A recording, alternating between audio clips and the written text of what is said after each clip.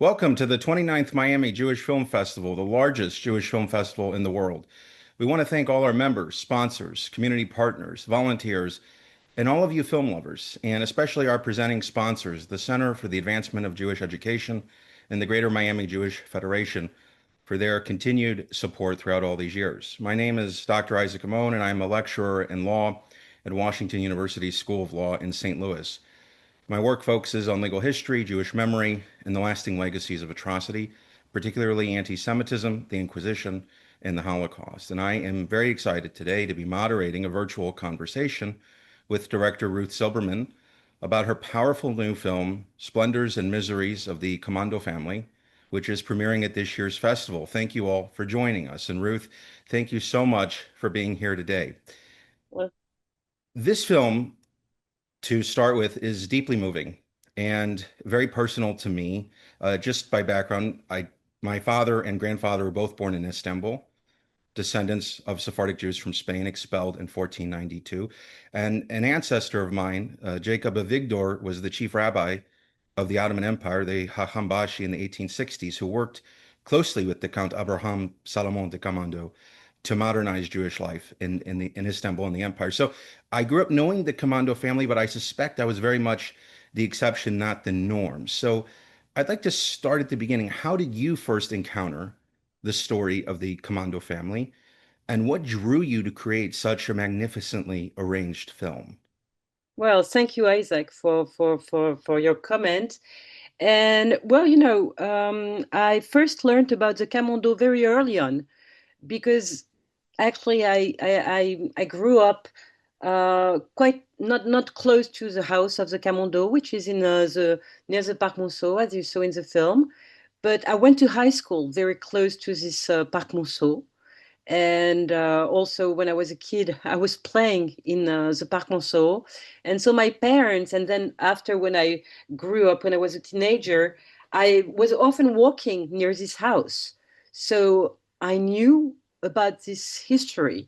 I knew that there was this strange museum.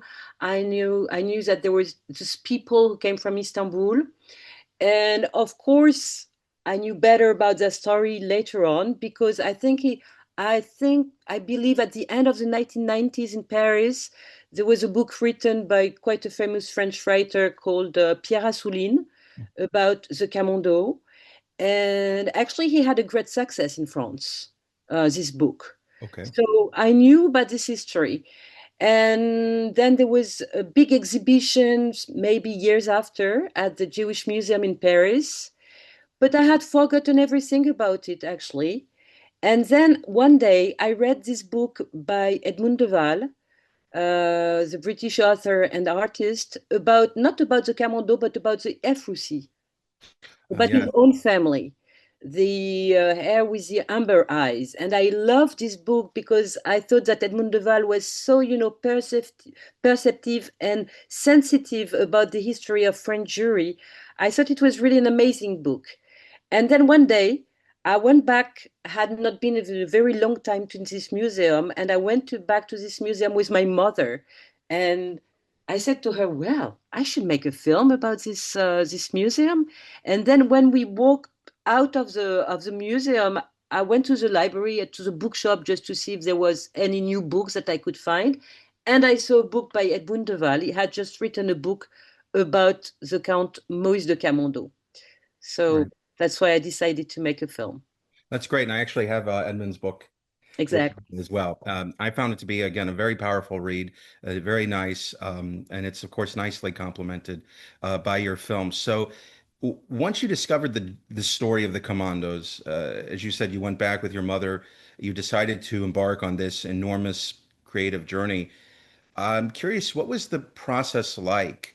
I mean, from the idea of you deciding to focus on the family to, I guess, writing the script to the very first day of shooting, and going into the museum or the house of Maurice de Camondo. What was that whole process like for you? Well, it was quite a long process because, of course, for me it was very interesting because the notion of Franco-Judaism and what happened with the Jews in France at the end of the 19th century, beginning of the 20th century, and there was a Dreyfus affair Right. and many things. And for me, it has been very interesting for a very long time, and so I read a lot. So the first process is to read a lot, but of course, the main thing was to get to know the museum by heart. And I must tell you that, for instance, the woman, she's a conservator who is taking care of the museum. Is such a She's not Jewish at all, but she's been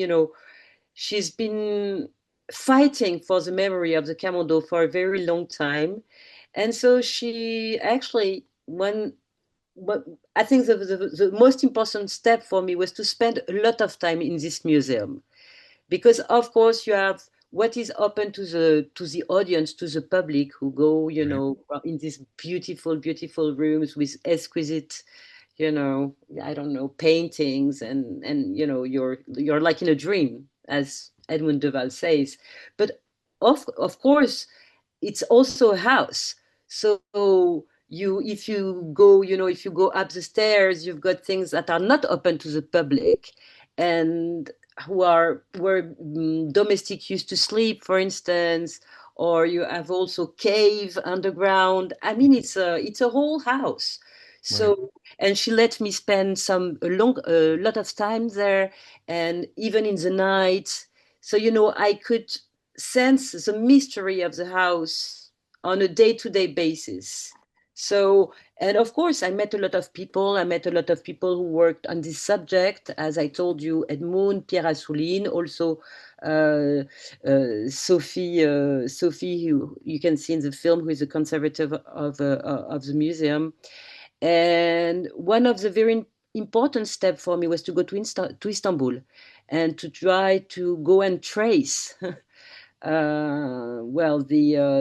Camondo in the city, which is at the same time easy and not easy.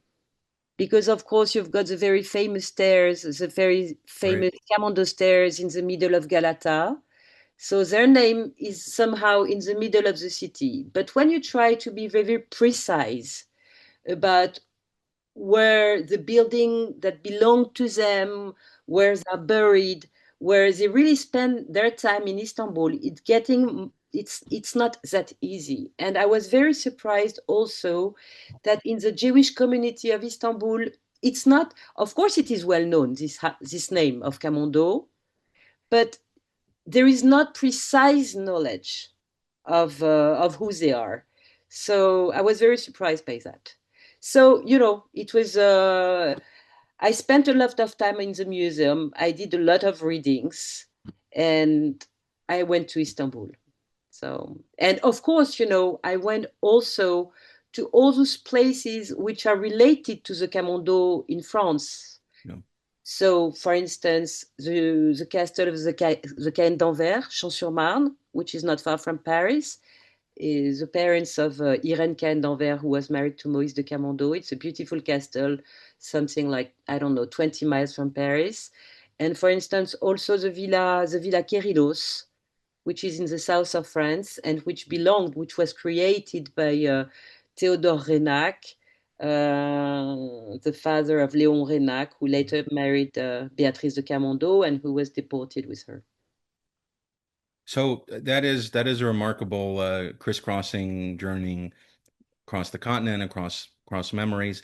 I have some more questions to kind of go in, but I'd like to start, I think, by asking, well, let's start, I guess, with the house itself or the musée.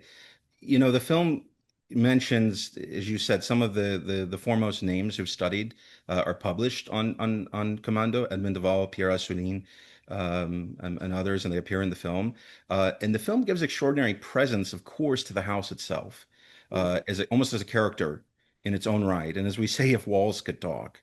And so I think Edmond de Waal in the film, he describes the house as a witness, and Pierre Assouline insists it's not really a museum, but a home. And I think you even asked the question, I think about ghosts. Do you believe in ghosts? And one can feel the ghosts lingering in that house and in that in that space. And so, how do you think, or how did you think, I should say, about filming this kind of haunting space filled with magnificent, extraordinary beauty, yet emptied again of the family who created it? And in the process, is there a room, an object, a letter, or a painting that affected you, say, on a deeply personal level most of all? Well, first of all, I must say that all my line of work in general, in films and in writing, because I'm also a writer, is I believe a lot in places and the power of places. And for instance, I had made a precedent film about a very proletarian building in Paris during the occupation of France during the Second World War. So for me, buildings and walls can talk. I believe in ghosts, that's for sure. So that was not a big step for me, to find in this place so many things to see and to feel. Is there a place? Is there something? I must say that, for instance, in what used to be the domestic, as I described, in the top floors of the Camondo house, you have the domestic places and what used to be the domestic, rooms. Right, In one of the domestic, the room of the domestic, you have the archives of the Camondo, which are there is a lot of them. And one of the things that really there are so many pieces of archives that strike me deep in the heart. First, of course, the pictures, right, of course. because the pictures that are shown in the movie, for me it's as if I guess you're familiar with the Proust à la recherche du temps perdu. uh, Yes, and for me it was like you have the image. It's like if you wanted to put image in à la recherche du temps perdu, you would take all the Camondo pictures. It's amazing.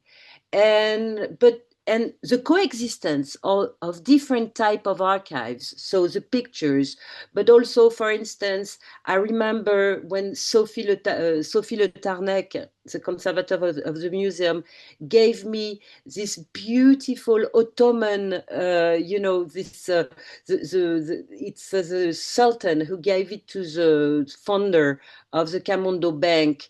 uh, hmm, and you see it with this beautiful, handwriting and golden images on it. So you had this Ottoman piece of archives, and then you had the Ketubah, and then you had, Beatrice had her. She had, students. No, she was not a student. She was when she was like, I don't know, 10 or 11 years old, and she's writing, for school, right. geography. And so you had all these different piece of archives that were witness of the incredible trajectory of this family. So for me, that was very touching. And as to what is a piece of art in the museum which touches me the most, I think there are two. One is a little boy that you can see, with that I film a lot with the bird. Yes, For me, it was like for me it was as if somehow Maurice de Camondo was seeing himself as a kid in this little statue. And of course, there is also this head of a black woman that you see, and where there is written French Republic, because also it meant a lot politically to have this buste of this black woman uh, in this house. So I'm sorry I'm too long, but many pieces were striking to me no, and very indeed. emotional. And it's great. I mean, all around, one of the things that struck me most, as I'm sure it does many people, is again the heartbreaking, if we can call it double vision. I mean, at the core of the film, because we, the viewers, we know the great tragedy that is coming, Hmm. and there's nothing that can be done to avert it. But the commandos themselves do not, as everyone else did not and could not, because no one could envisage the extent Yeah. of the final solution. So again, how did you approach telling the story, as you said, in which there's again extraordinary splendor, beauty, optimism, I think a belief in the ideals of the Republic itself, of enlightenment and integration, but it's set and juxtaposed against the background of hate and the looming shadow of the catastrophe of the Yes. Shoah that we know will destroy the family. Yes. Well, it was a very big paradox, of course, because first of all, as you know, if Maurice de Camondo had not given this house and every piece of art that is in it to the French state, of course, everything would have disappeared. So it's only because he gave it that it was not spoliated that we can see it yet. I mean, so there is this incredible thing that you know that only the legacy, that only because he gave it you can Right, see.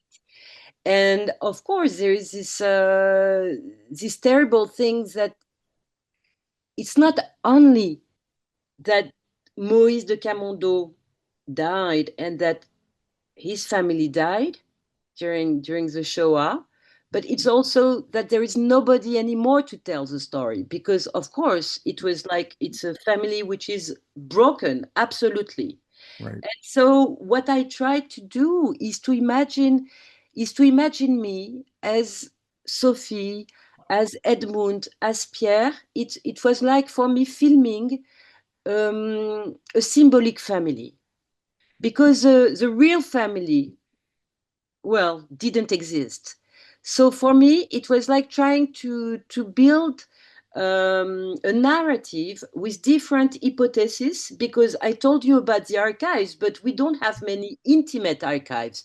We've got a lot of official archives, of business archives, of different type of archives, but nothing as letters where they would explain, for instance, the relationship to France, where they would explain why they moved to France. I mean, nothing, with there is nothing where you can decipher uh, interiority or consciousness. You understand what I mean? yes, So of course we've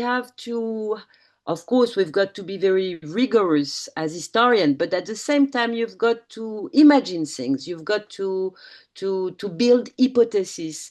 And for me, all those people who knew so much about the Camondo, Pierre, Sophie, Edmund, and I, we were like different members of this symbolic family, and that's how I build the film somehow. And the narration, for instance, I speak for myself, of course, but I speak as an imaginary, great granddaughter of Moïse de Camondo. That's why I allow myself to talk to him, to say tu to him, which is, a very, not a very, but a familiar way of speaking to right. someone, because I'm interested in that. I'm not interested in just telling a story, but in trying to build bridges between the present and the past. So what we can imagine of the history, that's why I'm trying to build a dialogue between all these people of this family, of this imaginary family, and Moïse de Camondo. Right. And I think you did a remarkable job. I mean, I think any dialogue in trying to decipher the past, any kind of investigation or excavation necessarily includes in some imaginative reconstruction. We'll never know exactly what I think to some extent how they felt. What we can't put ourselves in the shoes exactly then because we know again what ended up happening. And I'm curious going off that, the commandos did seemingly live that dream of Jewish emancipation, of integration, of philanthropy, of cultural contributions. Yet, again, as has been said, the nation they wholeheartedly embraced, France and the Republic. At the end, the state, of course, not the Republic, which was abolished, but Vichy, the French state, participated in ending or extinguishing the commando line at Auschwitz-Birkenau. So, what does the story, perhaps the ending of the Camondo family, what does it teach us, if anything, in your opinion, about the limits or the fragility of emancipation and Well, first in of all, France or perhaps in Europe more broadly? well, yes, about. of course, about its limits, but also about the tension in the tension that there is anyway in I would call it maybe the diasporic tension. I guess there is a diasporic tension in America too, and I guess that today you have a very strong diasporic tension somehow. But let's leave it here. But as far as French Jewry and Franco-Judaism is concerned, of course, it's at the same time a very creative and terrible tension. Right, Creative because in this movement, at the same time of emancipation, of assimilation, it's a very creative process. Of course, it's a very, and we are talking about Moïse, but we can talk also about Isaac de Camondo. I right, mean, Isaac de Camondo, what he did for French, I mean, for French patrimony is incredible. What he gave to the Louvre is amazing. right, Uh, and now you can see it in different museums in France, whether it is the Museum of Orsay, Versailles, or Musée Guimet. I mean, it's what he did bring to the French patrimony is crazy. And I think that, of course, it's part of this what I would call this diasporic tension. But I must say that diasporic tension, as interesting and as creative it is, in general, ends very badly. That's a lesson. I'm sorry about that. I'm very pessimistic about that. But it ends badly in general. yeah, I mean, it's difficult, it would take a very long time to maybe to explain it more precisely. But it's true that, I was shooting this film after the 7th. I started to shoot it before, but also I was shooting it after the 7th of October. And as it happens, the 10th of October 2023, that is 3 days after what happened in Israel, I was in Drancy.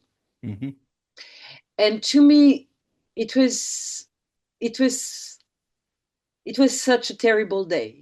I was here shooting in Drancy, which is, of course, somehow the embodiment of the failure of the Franco-Judaism that they hoped for. And you had the 7th of October, which of course, it meant that it's difficult to believe that there is something where you have a safe haven somehow. So unfortunately, I believe that any path is complicated for Jewish people. But what we can think about is how creative, how interesting is this tension. But you have to fight. You have to fight against anti-Semitism, against right. prejudice. You have to fight no matter what. But this fight is interesting. It is, and I would say, although you've touched on it, I mean, it was impossible. For me, and I'm sure for everyone, for as you mentioned, you were at Drancy, the just a few days after October 7th, which did, of course, that terrible day did disabuse many Jewish people and others, I think, of the integration and the story of full belonging in many places. And so it's impossible to watch without feeling the resonance in our time. And I thought not only, of course, of the surge of anti-Semitism after October 7th, but also, of course, the milestone of 80 years after the Shoah, with the at the very end now of the survivors and the witnesses. And we had the kind of this convergence of these two profound moments, I think, in some sense, of the global Jewish experience or collective memory. And so it certainly seemed to me there was at least a subtle connection, as it were, between the world of the commandos and our own today. Well, of course. I mean, it's a long history of the Jewish people, I guess. And you and I, even though we are from different countries, I think we experience something which is not normal, which was an incredible parenthesis in the history of our people. That is, post-war post-war enchantment. Of course, it's different in France, it's different in the US, but somehow I think that, we've lived a very special period, which really comes to an end now. And it's true that unfortunately, the trajectory of Camondo just, you know, reminds us of this. I mean, they were so integrated in the French society. They Right. were in the middle of it. Uh, they were so integrated and so assimilated by the way that they didn't see it coming. Right. And, And just and indeed, you're right. And it was impossible to foresee that. Just a couple more questions. Um, I was especially moved at the end by, I think, the film's conclusion, the way it kind of culminates. I think when you see the plaque, I think at the entrance to the Musée de Commando, and the very small memorial plaque for Beatrice Léon, Fanny Bertrand, as well as of course your visit to Istanbul, and placing that small stone on the tomb, which looked in great disarray, looked like it was shattered, of the Count Abraham Salomon de Camondo, the progenitor of the dynasty. So, if so, two questions. One, to what extent is the story of the Camondo family known in France itself, in public memory? And also, if the Camondo family could somehow watch your film today, what do you hope they would feel? well, I don't know. Yes, it's. I don't know if it's widely known, but it is known by some. As I told you, there was this book which was a success, and Right. there was a big exhibition a few years ago at the Jewish Museum. But for instance, in the Musée d'Orsay, in a couple of, I think next year or in a couple of years, there will be a great exhibition about Isaac de Camondo, which is more than normal because knowing what he did bring to the Museum of Orsay, it's absolutely normal. But so people don't know when they watch, at Halls Degas, Monet, and so forth, that it comes from this very collection. So I'm very happy that people will know more about this.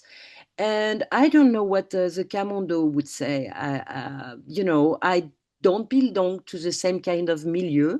Maybe they would be very snobbish and say, "What is a poor Jewish, Polish, French girl who doesn't belong to our French, to aristocracy is trying to say about us?" But I don't know.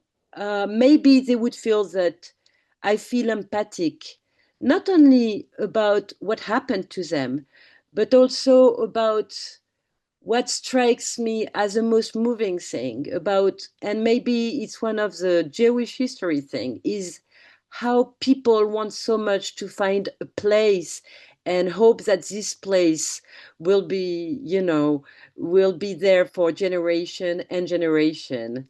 And of course, this is an illusion, but to me, it's a beautiful illusion. It is a beautiful illusion. So let me ask you one last question. Not so much again what the commandos would have thought, although it's I liked how you put it, but what do you personally hope in the end that viewers will carry with them after learning this story, the splendors and the miseries of it all? Is there a particular idea or feeling that you hope endures? Well, one of the things as when I do film about the destruction of a European Jewry and especially about the French Jewry, what I want people to know is that people were not only victims; that they had a life before that, and in this life, it was a very interesting and creative life. So I hope that, for instance, that French viewers understand what those people did bring. And I'm not talking only about material thing, but I'm also talking about this idealistic aspiration to the core of France itself. And I think that you could decline that in any national. You could do it for America too. Yeah, Don't it's know if I'm very clear. I'm sorry about my English. Maybe it's no, not it's okay, but pas de precise. problem. It's It's very good. Well, thank you, Ruth. I know we're at the end of our time here. So it has been an extraordinary honor, a pleasure. If I could just quickly add my French, c'est un grand plaisir pour moi de faire Merci, votre connaissance merci, and merci. and to speak with you about your extraordinary work, a film that brings the story to life with such beauty, honesty, and depth. The objects endure, the museum endures, and through your film, the very name and memory of the family, and of course, the great tragedy of their loss endures as well. And so, on behalf of the Miami Jewish Film Festival, I want to thank our members, sponsors, community partners, volunteers, film lovers everywhere, and especially our presenting sponsors, the Center for the Advancement of Jewish Education and the Greater Miami Jewish Federation for their continued support. And thank you to our audience for joining us for this year's festival.